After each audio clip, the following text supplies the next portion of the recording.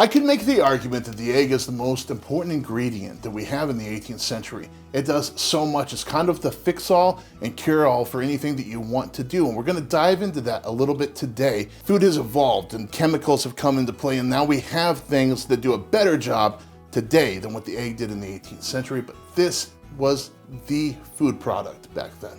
First of all, the egg is made up of two parts. It's the yolk and the white. And these are used in different applications.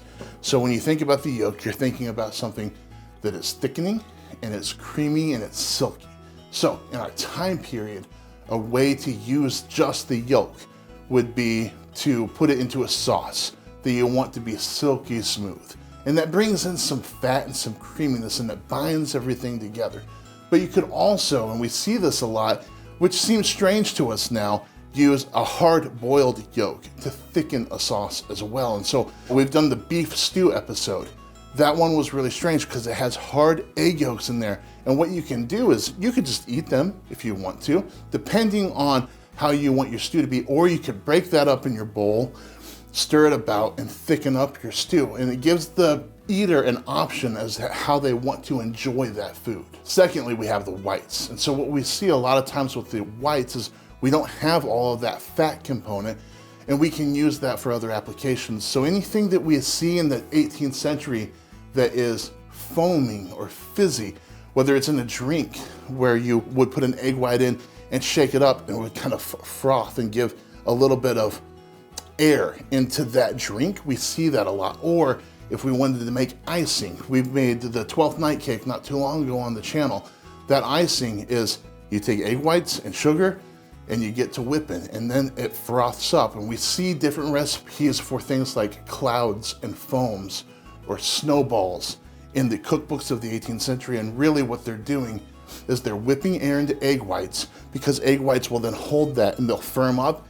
And then they're mixing that with things like milk and cream, and they're making desserts out of it. That's one of the major ways that they're using egg whites.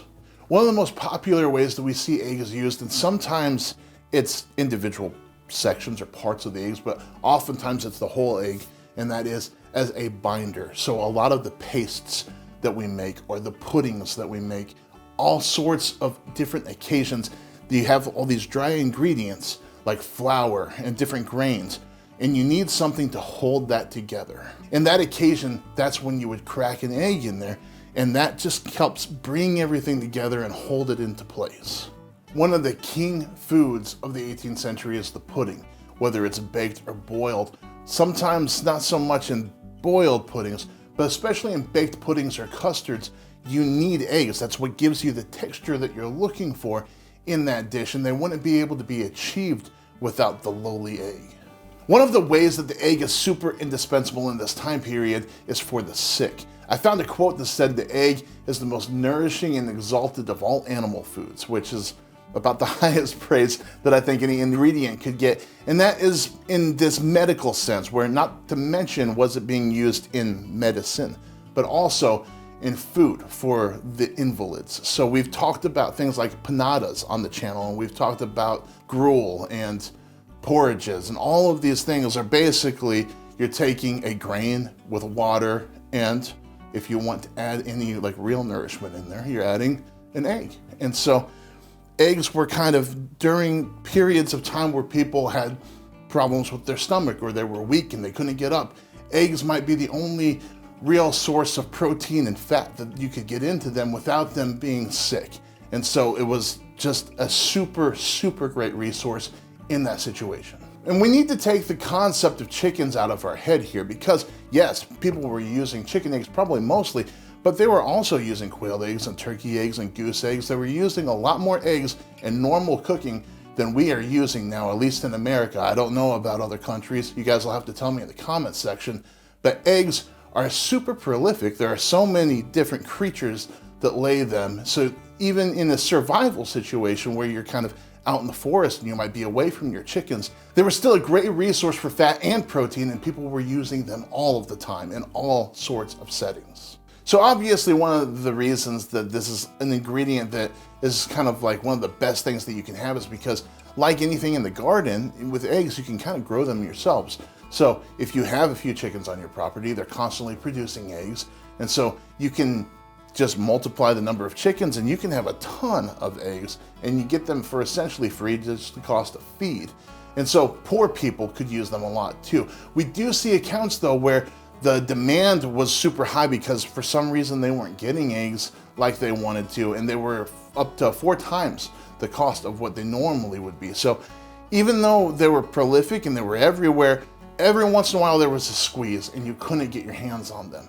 Now, we haven't even talked about how eggs were being made in the manner that we see them made all the time, at least here in America, and that is just a fried egg or a poached egg or scrambled eggs. They have all of those things as well, and they might not call them the same things that we do, but a poached egg is everywhere in period cookbooks. Not to mention omelets, usually spelled amulet, but they were using omelets just as much as we do, if not more. They might not be putting everything that we do in them, but they were putting things like mushrooms and greens and onions and different breakfast meats like bacon and ham. One of the more interesting things that I came about in the cookbooks, and I don't even know if this will make it into the final cut of the video, I'm just saying that because I think it's cool, is the grand egg kind of centerpiece dish that you will see over and over again in cookbooks, where they would take a bunch of eggs and they would hard boil them. They'd take all the yolks out and they'd put that into a bladder, and then they would boil that bladder until it kind of held together. They'd put that into a bowl like this, and then they would stack the whites from that eggs around the outside of it, put that in something and boil it again so that the whole thing looked like this grand egg. And I think that would be a really fun recipe to do, but I didn't have the time or the resources to do it for this particular episode, maybe in the future. Today I've chosen a couple of recipes that I think are really great uses of eggs that are practical, and they're not super complex, but we can use them at home, and we probably don't use them like this a lot of times. So one of them is for an egg soup or an egg drink that they might give to an invalid, but oftentimes what happens is a food starts as something for the sick, and then people acquire a taste for it and they want it more and more. So we're gonna do something like that. And also just a little bit of a hearty egg dish that we probably don't make at home, but I think it sounds really interesting. This first recipe comes from the Cooks and Confectioners Dictionary. Eggs and moonshine. Break your eggs into a dollop butter or oil, either melted or cold. Strew some salt on them and set them over a chafing dish of coals, but make not the yolks too hard. And while they are doing, cover them and make a sauce of an onion cut into round slices and fried in a good oil or butter. Then put a little juice, salt, and grated nutmeg on them and serve them up. One of the things that our little kitchen here has never had is a proper chafing dish, and we still don't. So I'm just gonna use this pie pan and cover it, and as it cooks, I'm gonna have to rotate it. So the first thing we're gonna do is we're gonna crack our eggs into our pie pan here. If you have a chafing dish at home, go ahead and use that. And I'm just going to let the size of the vessel that we're using govern how many eggs we use. So I'm guessing this will be somewhere around 8 or 10 eggs, and we're just gonna kind of cover the whole surface. We're not gonna break the yolks. Then we're gonna cover this, set it next to the fire, and we're going to rotate it as it cooks. And we're gonna cook it until all the whites are cooked and the yolks are not super cooked. And so you can determine how cooked you want your yolks to be. Some people like them runnier, some people like them quite a bit more done. So that's up to you at home. When our eggs are cooking, we're gonna go ahead and work on our sauce. And by a sauce, they basically just want us to cut some onions into rounds and fry them in some oil or butter. And then when that's done, we're gonna put some juice. If you have juice, if you don't, I'm going to use lemons, and that's a common replacement. You just kind of want an acidic juice of some sort. You could even use a vinegar if you wanted to, but a lemon juice is usually what you use if you don't have juice at home. Here's our finished dish. There are a couple of things that you need to understand when you're making this that might be a little bit confusing. Number one, oftentimes the word sauce in our time period here does not mean what we think of as a sauce. It just means a topping. So when it talks about an onion sauce here, it's not looking for you to have so much butter that this is just like drizzled in butter. It's just saying we're gonna prepare a topping for this, okay? And so the fried onions are that. Now you can make this however you want to as far as the yolks are concerned. You don't want to overdo them. If they start to get green, you've gone too far. This is a nicely cooked yolk that I have on here. It is not turning green. It is well done. Now you don't have to go well done. If you want this to have a little bit of an egg yolk being the sauce, you're welcome to do that as well. We're gonna give it a shot.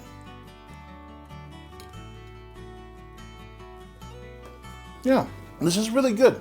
It makes you think of something like egg salad.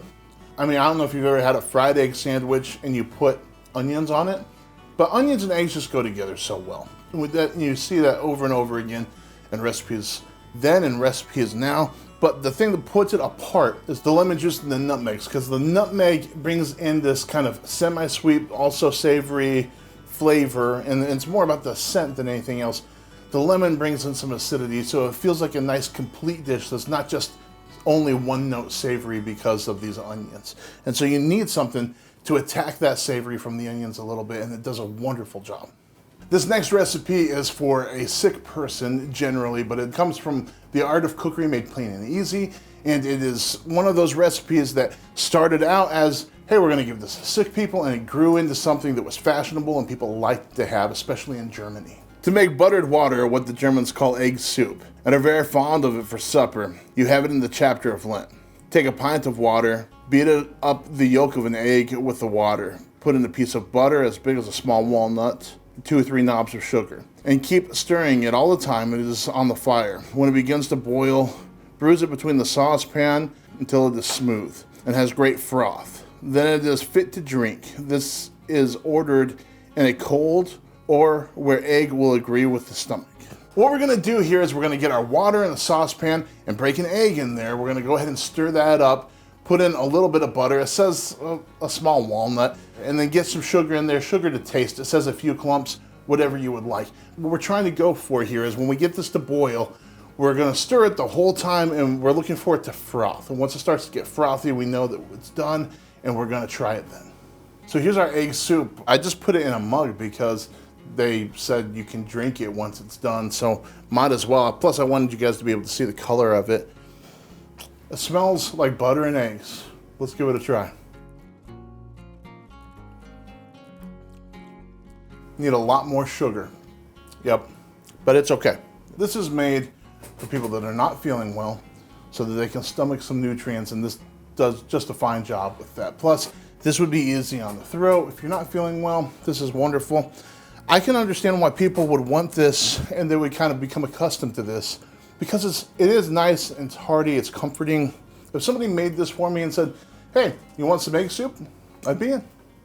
When our ancestors were living in a time before cooking was easy, before they had high-speed mixers and before they had chemicals that they could put into food to make it do things that are impressive to us now, eggs were the secret. They were the thing that glued every food together. They were the binder, they were the thickener, they were the leavener.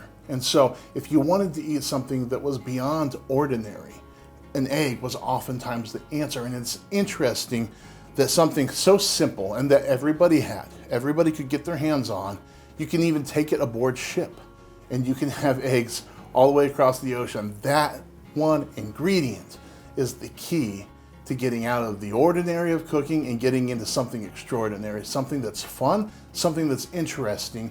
Oftentimes, it was blowing people's minds and they celebrated this ingredient. Not only all of that as far as fun cooking, but it is densely nutritious. It is a go-to food for several meals. They didn't think about that as a breakfast food. They thought about it as a food. And it was the go-to ingredient to heal the sick. What a powerful ingredient it was and how much good it did for mankind.